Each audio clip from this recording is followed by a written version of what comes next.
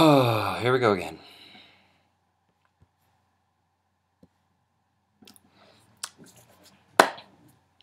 I'd like to pose this question to the audience of this speech. What makes animals susceptible to our testing under the guise of research? If we are the dominant, prolific species of this planet, why can't we advance ourselves past the needless waste and preventable suffering caused by animal experimentation? Real evidence proves without a sliver of doubt that animals are aware of their surroundings and can feel pain in the same ways we do. They do have a central nervous system. When you're at the doctor's and a man in white's needle is closing the gap to your arm, what thoughts race through your mind? Will this hurt? Could this take time? Who is the person giving me this? And what will happen to my consciousness? An animal is at an even greater and more specific disadvantage because they are not afforded the comfort of understanding that the doctor is licensed and a practitioner. To them, the white figure is much larger and ominously outside of their evolutionary curve. Our science has proven that an animal has a similar brain capacity to us. They can be afraid, terrified, anxious, fearful, and worried, and feel the stinging pain of cosmetics and other human products being tested upon them without their consent or forewarning. In the first decade of the 21st century, we ought to be aware of the harms these practices cause to the other species of this planet, and recognize that we can use any of the other hosts of technologies available to us to infer what our product's outcome will be.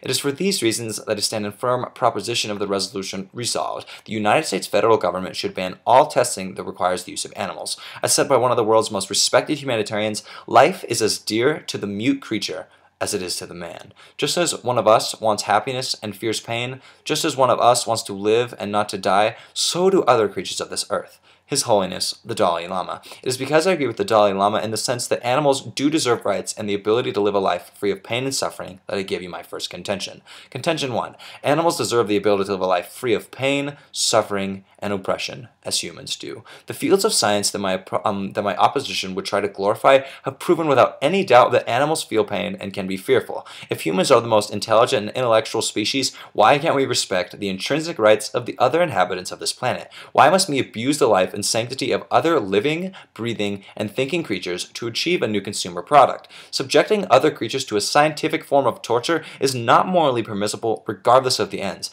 especially considering the alternatives such as advanced computer imaging technologies, human skin alternatives that provide a more robust data that causes preventable suffering to defenseless animals to decrease. Contention 2. The alternatives to testing with animals are more expedient, cost-effective, and more precise. Scientists at private companies, universities, and governmental agencies are developing new skin and cell tissues, computer models, and other sophisticated methods to replace existing animal tests. These alternatives are not only humane, they also tend to be more cost-effective, more rapid, and more reliable than traditional animal tests. Nearly 50 different alternative methods for testing strategy have been developed, validated, and/or accepted by the international regulatory authorities. These are a few examples. Episkin, Epiderm, and Skin Synthetic are composed of artificial human skin. These will save thousands of lives of rabbits each year from painful skin corrosion and irritation tests. Using blood from human volunteers to test the presence of fever-causing contaminants and intravenous medicines will save the lives of hundreds of thousands of lab animals